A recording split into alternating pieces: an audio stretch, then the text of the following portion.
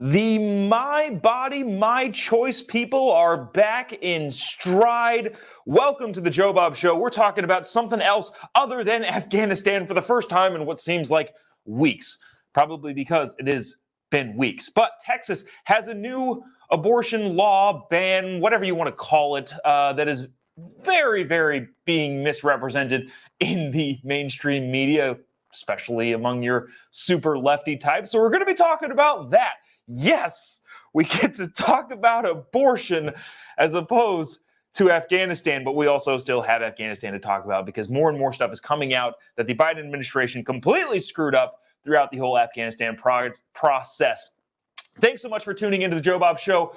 My name is Jobob. It starts right about now. 3, 2, 1. Here we go!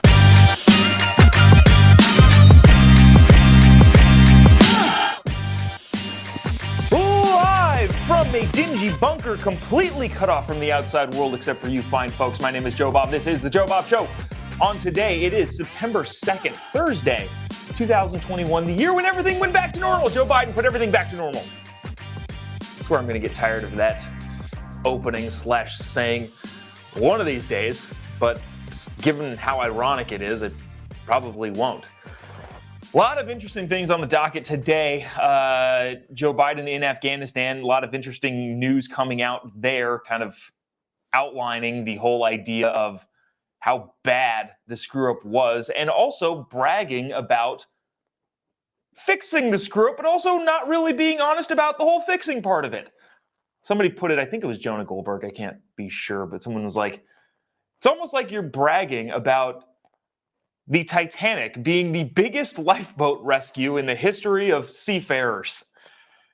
Yeah, maybe we should talk about the iceberg and who hit it before we start bragging about getting people out in the evacuation. Again, we're glad that they got people out, but more and more information is coming out that who they got out is kind of interesting, not necessarily the people we needed to get out. The Biden administration not entirely being honest with that. On top of that, Texas has put us on the trajectory of talking about something else other than Afghanistan.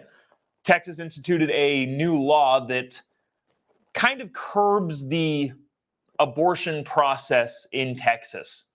In a lot of people's opinion, mine included, seems pretty reasonable. But nevertheless, the left has completely lost their mind. We've got a couple great headlines from your liberal media outlets regarding the Texas abortion law and also the subsequent Supreme Court upholding, I guess it's considered an upholding, but the Supreme Court voted yesterday 5-4 to not do anything about the Texas abortion law. So we'll talk about that as well. Also, this is, if you're on right now and have to jump off, have to go to work, have to do whatever you have to do, go grab the podcast episode later or rewatch this on Facebook or YouTube or Twitter or wherever you want to watch this, because the final segment of the day, we will all learn how to speak Bidenese.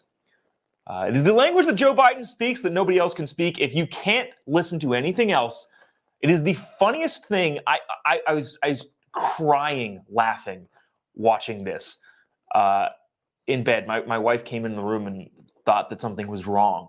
That is how funny this is. So if you can't listen to anything else or get to anything else, go rewatch this and just get the Bidenese segment. We're going to end the day on a freaking hilarious note. But before we do any of that, I have to tell you about capitalist propaganda. Capitalist propaganda is the best way to tell your friends that their socialist ideas totally suck, because they do. It's up to you to help spread capitalist propaganda to defeat the empire. Capitalist propaganda's got a bunch of cool designs over there. This is probably my favorite one. Go ahead, use your iPhone to tweet about how much you hate me. And you're welcome, capitalism. Also, the Capitalism Rocks t-shirt. This is probably the favorite. This is what's sold the most, I've been told, is the Capitalism Propaganda Joe Biden gas station stickers. Joe Biden made gas prices higher on purpose for some reason.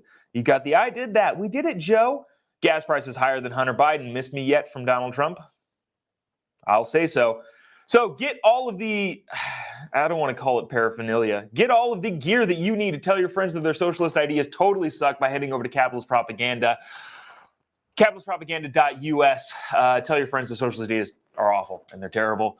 And apparently we have to promote capitalism nowadays, even though we thought that was over and done with for a long time. But to get into the news of the day, I'm excited. We get to talk about something other than Afghanistan. So before that, we want to recap on Afghanistan just really quick, because more information is coming out on how the Biden administration got people out.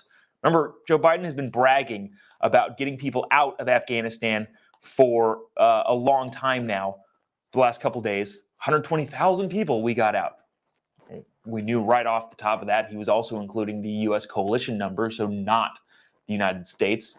That included Germany, Italy, France, Great Britain, all of the other countries that were there. That 120,000 person number that Joe Biden was touting included all of them too. So that's not really that much of a Herculean effort from Joe Biden. But also, more information is coming out that giant number of people that we got out of Afghanistan was just random Afghans. And I guess that's fine, because people wanted to escape the Taliban. They bum rushed the airport and got onto planes. But a huge portion of the people that got out of Afghanistan were just picked off the street, random Afghani people who wanted to leave, not the people who were trying to get out. So I guess the question, does that count? I mean, I guess good for those people, so to speak, but does that really count in terms of the efforts to get Americans and Afghans who helped Americans out? I'm not entirely sure. Also reports of a ton of fraud with the paperwork coming through. And look, there's so many variables and factors to this. The U.S. military was trying to check people's SIV paperwork, getting onto the planes, getting into the airport. They don't know what is going on. They're just on the ground trying to do their job, trying to get as many people through as possible. So lots of fraud also got through, tremendous amounts of fraud. And it's really hard to blame anybody other than the Biden administration for not preemptively seeing this problem coming, because on the ground in real time, you can't blame the U.S. military because they're doing the best job they can do. You can't really blame Afghans for faking up paperwork, because if I were in that situation with my family at risk in Kabul and in Afghanistan, I'd probably do the same thing. So no, the sole blame tends to always revert back to the Biden administration's failure to plan a reasonable evacuation of Afghans and their families and Americans out of Kabul. But yet they're still boasting the military effort of, we've got 120,000 people out. So again, somebody made the comment, and I think this is the most apt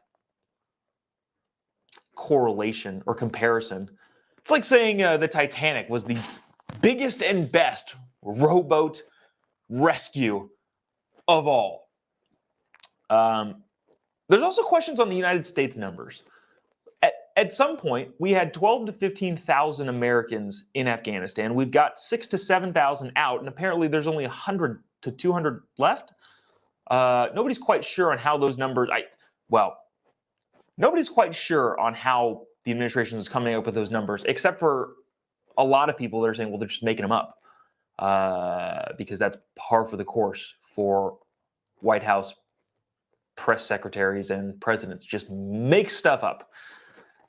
Again, 12,000 to 15,000 Americans were in Kabul at the time of the George Stephanopoulos interview. George Stephanopoulos asked Joe Biden, is that the number? Joe Biden said, yeah, that's about 12,000. Then the administration themselves are toting 6,000 to 7,000 Americans have gotten out of Kabul. And we only have 100 left. Okay? Simple math would tell me that those numbers don't add up. So more is going to be unfolding in what that looks like and how much the administration lied. We can all reasonably assume that they did lie to some extent. We have no idea to the capacity. I would imagine that I'm leaning more towards that the entirety of it was a lie. They're just making stuff up.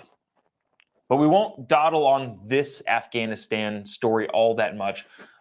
There is a phone call that the New York Post is reporting on that Joe Biden had with former President Ashraf Ghani, former president of Afghanistan. Not a perfect phone call, unlike the President Zelensky phone call with President Trump and the Ukraine phone call, which, according to President Trump, was a perfect phone call. This one clearly not a perfect phone call, where Joe Biden tries to strong-arm the Afghan president. But before we get to that, I want to hit some headlines really quick from around the political spectrum. Major flooding in New York. De Blasio has issued a emergency order, and we all know how emergency orders go. This is the problem with actual disasters nowadays. Nobody knows if the whole emergency thing, what that actually looks like. But Bill de Blasio has issued a state of emergency for New York flooding. A lot of power, no power out to a lot of New Orleans. That's also happening. And if you're in the state of California, this is some interesting and bright news that it's really just a headline. It's all it is, but it's still important. George Soros gives $500,000, $500,000 to the No on Gavin recall effort. There you go. You've got all your Dems wanting to get big money out of politics. And then George Soros goes and gives Gavin $500,000 to fend off his recall campaign. Those are your headlines, but to get into the big thing of the day, the Texas abortion situation. If you haven't been following, a couple weeks ago, Texas Governor Greg Abbott signed SE 8, which was a law called the Heartbeat Law in Texas regarding abortion. I'm going to read some of the headlines that came out of the media, as well as your respected, I guess, Democrat leaders. They're kind of hilarious because we're going to go read the headlines, then we're going to read what some people said about it. Then we'll read some headlines from some reputable publications. Then we're going to talk a little bit about the actual legislation. And then on top of that, we're going to talk about polling and how the U.S. as a whole views abortion and how it's pretty out of step with your mainstream lefty media. CNBC says SCOTUS dealt a major blow to abortion access in Texas. It also underscored the significance of the court's ideological shift to the right under former President Donald Trump. All three of his appointees, Brett Kavanaugh, Neil Gorsuch, and Amy Coney Barrett, voted with the majority. Hillary Rodham Clinton, HRC, said this on Instagram: under the cover of darkness, simply by choosing to do nothing, the Supreme Court allowed the unconstitutional ban in Texas to go into effect last night. Their decision doesn't change the fact that reproductive rights are human rights. We'll fight for them in Texas and everywhere else this law takes root. But people are going nuts over this. And it's completely overblown. Hold on. This is interesting. I'm going to approve the eclecticness of my friends, especially on Instagram. I'm just going to open up the Instagram app and read a couple. Here we go. This is from a friend of mine. Texas won't enforce 12-year-olds to wear masks in school, but they'll force you to have an effing baby. Of course, that is not even close to stating what's actually going on. Here's another one. I'm heartbroken, I'm disgusted, but I'm not surprised. A whole lot of men in America hate women, including the female Supreme Court justice that voted for it, as well as all of the other female Texas legislators that voted for it. Wow. Even the women are white men, according to some of your lefty outlets. Gavin Newsom silently in the dead of night, the Supreme Court eviscerated the protection of women's right to choose that has been protected for 50 years. Eviscerated the right to choose. I would say that's strongly miscategorizing or mischaracterizing what is going on in Texas. California will continue to protect its fundamental right and lead the nation expanding access to reproductive care. Women's health care. Look, here's the thing. As a man, I guess, and maybe this is an unpopular opinion, obviously I have my own beliefs, personal and religious, about what people should do in their own individual situation that they might be in regarding abortion. Obviously, I have my own issue. But I also will say that this is an issue that pretty pretty much concerns women and women only. And outside of my own personal religious beliefs, political ideology, all of that sort of stuff, I want to get into what America thinks outside of a church setting, outside of religious settings, just America as a whole. I want to get into what they actually think. And we'll do that in just a second because I got to read these headlines. NPR, legislation banning abortion after about 6 weeks is now law of the land in Texas. This was interesting to me because it said about 6 weeks. MSNBC said about 6 weeks. New York Times said most abortions after 6 weeks are outlawed. Texas Tribune said as early as 6 weeks. So there's no definitive line to say, quote unquote, 6 weeks for the abortion laws in Texas. So I went and looked at it. The Texas legislation has no mention of 6 weeks. It's called the heartbeat law. And from what I can read, and I haven't read the entire thing, but clearly nobody has so far. It's a lot of legalese that I don't quite understand, and I'm not an attorney, so I don't want to painstakingly go through all of that. I'll wait till somebody smart does and actually gives me a reasonable thing, because I couldn't find a reasonable explanation online. Seriously, which is ridiculous, but such is your mainstream media. But I did do a word search on the Texas legislation and didn't find the words 6 or weeks in there at all. The law is called the heartbeat law, and that seems to be what it gets at. Seems to drive to the heart of the law, no pun intended. But everybody's saying this 6 weeks number. You can't get an abortion after 6 weeks. No, that's not what the legislation says. But the legislation, to me, how I view it, and I could be wrong, again, I'm not an attorney, and I'll wait till attorneys can weigh in on what this actually says, but it seems to say that if you can detect a heartbeat, you can't get an abortion. Now, personal feelings aside, what does America think of that? You might be interested to hear this. According to an AP poll this year, only about 16% of Americans believe abortion should be legal in all cases. And that's just in the first trimester. In the first trimester alone, the percentage of Americans who believe abortion should be illegal in all cases is 16%. So, the overwhelming majority of people don't think it should be legal in all cases in the first trimester. This is, again, being pretty consistent with the Texas law. 61% of Americans, so about 2/3, believe it should be legal in most or all cases in the first trimester. That's all we're talking about here, which is consistent with the Texas law. Again, we're not deviating here. And again, these are personal feelings aside. I'm reading statistics from a poll of all Americans, Republican, Democrat, no party preference, all Americans. This is the poll. This is how they think in relation to the Texas law. Second trimester, however, the percentage of people who believe that abortion should be legal in all cases, 15%. It falls off a cliff.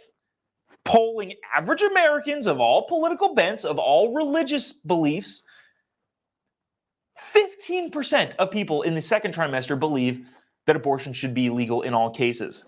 Legal in most cases is about 19%. So, support dropped by 1/3 in the second trimester, which is, again, consistent with the Texas law, says the American people. In total, almost 7 out of 10 Americans think that abortion should not be a thing in the second trimester. 7 out of 10 Americans don't believe you should have an abortion in the second trimester, regardless of religious affiliation or personal belief. In the third trimester, people who believe abortion should be legal in all cases, 8%. You want to talk about the fringes? 8% of Americans believe that abortion should be completely legal in the third trimester. Again, this is pretty consistent with the Texas law. The polling on American people shows that in the first trimester, a lot of people are, even if you don't like it, from a legal standpoint, I don't know. Obviously, you have people out there that are saying, and again, I'm not getting into my own personal thoughts on this. I'm just saying the polling says that there are people that in the first trimester say, no, absolutely not. But that number is minimal. The majority of people think, is what it is first trimester. But second trimester and on, it takes a nosedive. The overwhelming majority of Americans don't believe that you should get an abortion second trimester on, which again is consistent with the Texas abortion law. So when you're seeing all the posts on social media from your maybe lefty, maybe center-left friends, know that they're in the minority significantly, in a significant minority. These statistics and the polling would show that the majority of Americans would more or less agree with the law that Texas has just put in place. Yet, we have people like Gavin Newsom saying we have eviscerated women's health care rights. Get out of here with that. Because that's not at all what the majority of Americans think. There's somebody on MSNBC said the Supreme Court is openly hostile to women's health care rights. Like I said, even the women are white men, according to this. If you have any comments, drop them in the comments section. Let us know what you think. Again, this is just the polling and this is just the data. I'm trying to take my own personal feelings out of it, even though, of course, I have my own beliefs. But again, if you have the belief that abortions should not at all be legal, especially once you find a heartbeat, you're in the overwhelming majority of Americans. Most people agree with you. You're not in the minority, as so many of your news media outlets would have you think. Well, it was nice while it lasted. We got to talk about something that wasn't Afghanistan, but we do have to get back to Afghanistan. Biden pressured former Afghan President Ghani to create perception that the Taliban weren't winning. This is from the New York Post. And keep in mind, remember, President Donald Trump got impeached the first time for a phone call that everybody does. And, maybe there were some things that maybe were a little rougher than you might think, but nobody who's looking at this objectively thinks that Donald Trump should have been impeached the first time. It was absolutely ridiculous, and there was a reason why the House voted to not have him removed from office. This is from the New York Post. President Biden pressured Afghan President Ashraf Ghani to create the perception that the Taliban weren't winning, whether or not it's true, in a phone call just 3 weeks before the insurgents seized control of the country, a bombshell leak in transcripts show. So transcripts have come out that show the President Biden with President Ghani conversation 3 weeks before the Taliban took over Kabul. Biden and Ghani spoke for roughly 14 minutes on July 23rd in what would be their final call before the Taliban overran the government and Afghanistan descended into bloody chaos amid the botched U.S. withdrawal, which of course we've all seen by now, according to transcripts and audio obtained by Reuters.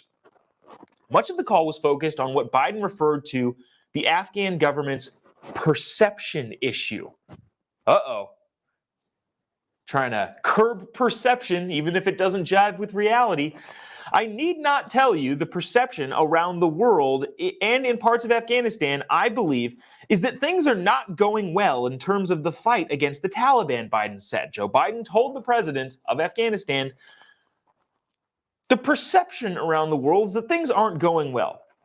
He continued on to say there is a need, whether or not it's true, there is a need to project a different picture. Now, I don't necessarily disagree with the idea that they needed to project something other than what they were doing, because the Taliban was running roughshod over the entire country and clearly was able to march right into Kabul. So I don't necessarily disagree that the perception should have changed. And how do you change the perception? Enact actual actionable items. Enact actual actionable items. That's how you change the perception. So maybe it was that Joe Biden was saying, hey, get your stuff together. But he said, again, quoting Joe Biden here on a phone call, the not perfect phone call with the president of Afghanistan, whether or not it's true, there is a need to project a different picture. At the time, the Taliban had already seized about half of the country's district centers and was only weeks away from taking Kabul on August 15th. Biden told Ghani that Afghanistan's prominent political figures, including former President Hamid Karzai, which the airport was named after, probably not anymore given the Taliban have complete control of it, should give a joint press conference that backed the new military strategy on how to defeat the Taliban, saying that will change perception. Joe Biden again saying that will change perception and will change an awful lot, I think. I'm not a military guy, again, says Joe Biden. I'm not a military guy, so I'm not telling you what the plan should precisely look like. You're going to get not only more help, but you're going to get a perception that is going to change the terms for now. Our allies and folks at the state and other places think that you're doing it well. President Biden said, again, talking to the president of Afghanistan, whether or not it's true, you need to change the perception, says Joe Biden. Remember, Ghani's a college professor too. So that should tell you about something. It's one of those dopes who likes to see the world as it could be as opposed to how it is. And I respect that in terms of wanting to make some significant change in how we do things in ways that could be improved. However, you also have to look at reality, and President Ghani was apparently not one of those people, and Joe Biden also clearly not one of those people. Again, saying whether or not it's true, we need to create the perception that things are going better. Whew. That was rough. We're going to get into some funny stuff now because the world needs a little bit more funny. We want to talk about how to speak Bidenese. Gentlemen, boys and girls, today I am going to teach you how to speak Bidenese. This is the funniest thing I have seen in a very long time. I'm going to play it. Have some commentary in between, but he's going to teach you 5 words.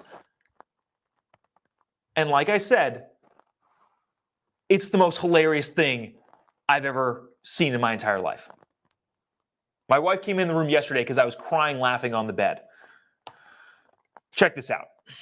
I'm going to teach you a few words and then we'll get the proper pronunciation and context from the master himself, President Joe Biden. The first word I'm going to teach you today is Nexnosrent. Nexnosrent. President Biden will now demonstrate this word for us. Donald Trump does pose an excellent threat to this. It's not hypothetical. It's not hypothetical. Nexnosrent. It's not. So that's the definition. Nexnosrent from President Biden. It's not hypothetical. Let's continue on. Okay, the next word we've got is Badakefcare. Badakefcare. Say it. Try it. Badakefcare. Badakefcare. Barack and I think it's a right for people to have Badakefcare. Next, my butt's been wet. Now, a common error on this one is people put the stress on the wrong syllable. It's not my butt's been wet. It's not my butt's been wet. It's my butt's been wet. Say my butt's been my wet. butt's been wet. My butt's been wet. If you're just listening to this is Joe Biden in a helicopter taking off. I don't know what he's saying or what the context is, but he says, my butt's been wet.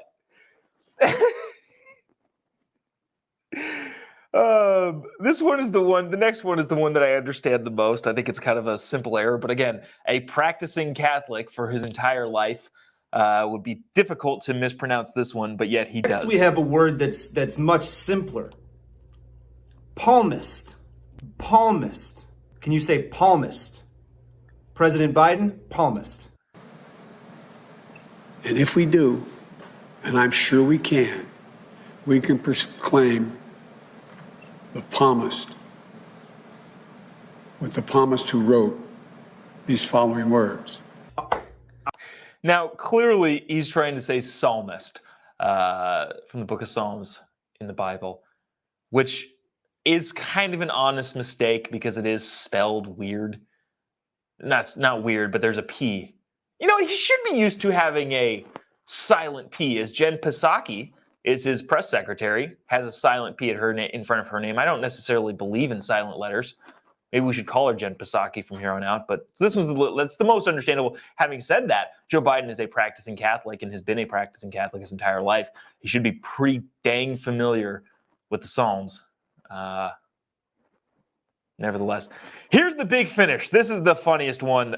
President Joe Biden, how to speak Bidenese. All right, now that you've got 4 words in the bag, we're going to move on to a really complex Bidenese word. Do you think you're ready for it? You're going to really have to pay attention here. This is sort of advanced level Bidenese. Very long word, okay? This is what it is. It's a very long word. Are you ready? Truender dash dubba de pressure. Truender dash dubba de pressure. One word. One word. Truender dash dubba de pressure. Say it a little more quickly. Truender dash dubba de pressure. Truender dash dubba de pressure. President Biden, go. I'll lead an effective strategy to mobilize true international effort to pressure. Truender dash dubba de pressure. You guys did fantastic. Hold on, you I learned gotta watch one that word. again. One word. Truender dash dubba de pressure. Say it a little more quickly. Truender dash dubba de pressure. Truender dash dubba de pressure. President Biden, go. I'll lead an effective strategy to mobilize true international effort to pressure. Truender dash dubba de pressure. I got spit all over my keyboard. I'm truender dash under pressure. How to speak Bidenese. Go watch the YouTube video. It's from Not the Bee, or on Not the Bee's website, which is the Babylon Bee. Is their offshoot of True Things, which is hard to differentiate nowadays. The Babylon Bee is a satirical site, but things have gotten so crazy that now satire is just as good as fact nowadays. We'll watch the end of the video because it's funny. He continues to go on. You guys did fantastic. Good you learned job, 5 everyone. new words in a new language, and now you know more Bidenese than you knew yesterday. What can I do but leave President Biden with the last word? So I'm going to say something outrageous. I have never been particularly poor at calculating how to get things done in the United States Senate. So the best way to get something done, if it holds near and dear to you that you like to be able to, anyway, we're going to get a lot. I got hairy legs. That is, again, President Biden speaking things, fighting with the teleprompter, probably. You kind of feel bad for the old guy because he's clearly, his brain doesn't work as well as it used to. If you missed any portion of that, go grab the podcast, rewatch the Facebook Live or the YouTube Live, whatever it is. The Bidenese segment with this guy and teaching us Bidenese is one of the funnier things I've seen in a long time. I've watched it 4 or 5 times, and it just keeps getting funnier every time I watch it. Truender dashed over depression. I'm getting pretty good at it. That's going to do it for us today. We'll probably have a little bit more on the Texas abortion law tomorrow. If you missed any part of that, go check out the podcast anywhere you listen to podcasts. Also, you can rewatch on Facebook and YouTube. If you haven't already, go check out my show called Quality Control over on the Daily Caller Networks. We do a weekly deep dive into political, cultural stories of the day. This week, we did an entire video on King Gavin and why he should be recalled. If you agree that King Gavin should be recalled, head on over to Daily Caller. Check out the Gavin Newsom recall video. September 14th. Gotta do it. I'm getting a little worried because California plays fast and loose with their election laws, and anybody and everybody can vote in California, whether you're an infant or deceased. California has some really interesting ways of doing elections, so it's making me a little bit nervous. But September 14th, recall Gavin Newsom. Go watch the video over on Daily Caller. Gives all the reasons outside of the French Laundry kerfuffle as why Gavin Newsom needs to be recalled. But go ahead and check that out on Daily Caller, called Quality Control, with yours truly. Thanks so much for tuning in. That's going to do it for us today. We'll see you right back here bright and early tomorrow to talk all about whatever happens the rest of today. Try to be a little bit lighthearted on a Friday. Maybe we'll learn some more Bidenese tomorrow, or relearn some Bidenese tomorrow, for those of you who didn't get to catch it live. But that's going to do it for us. Thanks so much for tuning in to the Jobob Show. God bless America.